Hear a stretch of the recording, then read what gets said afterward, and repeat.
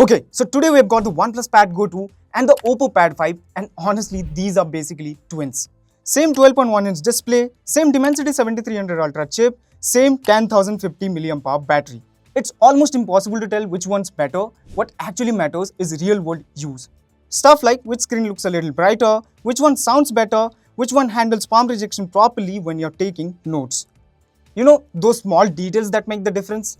So you don't end up questioning your decision right after checkout. But before we get into it, you know what to do. Hit that like button and yeah, subscribe to the channel. Let's start with the design, because this is where things get almost comical. Both tablets are quite literally built from the same mold. I've got the Pad Go 2 in Lavender Drift and the Pad 5 in Aurora Pink. The finishes differ slightly. OnePlus goes for a metallic look on a polycarbonate back, while OPPO uses a mauve marble style finish. The units here are Wi-Fi only, so no SIM tray. If you want 5G, then you have to get 8GB plus the 256GB variant on both. One small catch, OPPO offers 5G across colors, while OnePlus limits it to black. In the end, they are identical. Same squarish, iPad-like design, same premium feeling frames, and almost the same weight. 599 grams on the 5G models and 597 on the Wi-Fi. Even the camera layout, size, and the decorative ring are the same. Accessories are where things finally diverge. Both support new styluses, sold separately, but only OnePlus offers a folio cover. And yes, that OnePlus cover fits the OPPO perfectly. We'll talk styluses later, but for now let's move on to the display, which once again is identical on both, and that's not a bad thing. Both tablets use the same 12.1-inch 2.8K 120Hz panel. They're 12-bit displays, so colors look rich without being overdone. You get HDR on YouTube and Netflix along with Dolby Vision, HEVC support, and full HD Netflix playback on both. Palm rejection is solid on both, but I felt the OnePlus was a little better. Each tablet has quad speakers. They get loud, but the OPPO Pad 5 sounds slightly more refined with better bass. Brightness peaks at 900 nits HBM, great indoors, but both struggle in direct sunlight. The 7:5 aspect ratio makes them comfortable for reading and multitasking. Performance-wise as well, there is zero difference. Both run the Dimensity 7300 Ultra with up to 8GB LPDDR5X RAM and 256GB UFS 3.1 storage. I'm using the same configuration on both and the experience is identical. Now, you would think that the benchmark scores are same on both, right? But AnTuTu has something else in mind. The Pad Go 2 scores just over 1 million, while the Pad 5 lands just under 985,000. That works out to roughly a 3% gap, which looks bigger on paper. Graphics performance tells a different story. In 3D Mark, both tablets post nearly identical results, with stability and loop scores so close they are basically interchangeable.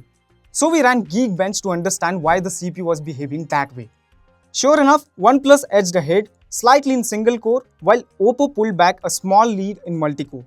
If you ask me, I think OPPO is playing it safe with tuning rather than chasing peaks. In daily use though, none of this matters. Multitasking, gaming, and heavier workloads feel virtually identical.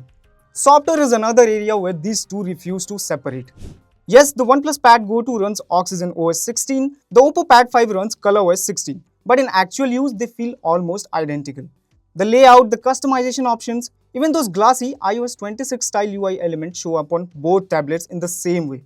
You get the same AI features on both. AI summaries, AI photo editing, and Google Gemini tools all work the same on both. Multitasking is solid across the board too. Split screen works well, floating windows are smooth, and you even get OnePlus's open canvas on both tablets.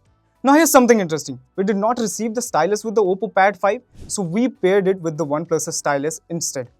And it worked seamlessly. Same pressure sensitivity, same low latency, same handwriting correction, and even features like handwritten calculations behave exactly the same. Cross-device connectivity features are also the same. Phone mirroring and file transfers work similarly, whether you're moving files from an Android phone or an iPhone. Quickly touching on cameras, both get 8-megapixel sensors at the back, which work fine for scanning documents or notes, stuff like that. The 8-megapixel front camera is surprisingly decent and works well for video calls. Just don't expect great selfies. Now, both pack a 10,050 mAh battery and support 33-watt fast charging. In my usage, each lasted around a day and a half. Charging is slow though, taking roughly an hour and a half. Okay, so how do you actually choose between the two? Well, there are really two ways to look at it. Option 1 is simple, buy the brand. If you're already using an OPPO phone and like ColorOS, the Pad 5 makes sense. But if you're team OnePlus, the Pad Go 2 is the obvious pick. And pricing doesn't complicate things because that's the same again. 33,000 for the 5G version and 27,000 for Wi-Fi on both. Option 2, and honestly the smarter one, just open Flipkart or Amazon and buy whichever is cheaper that day. Same logic for accessories. Okay, that's it for this one. Let me know which one you would choose in the comment section. And yeah, thanks for watching.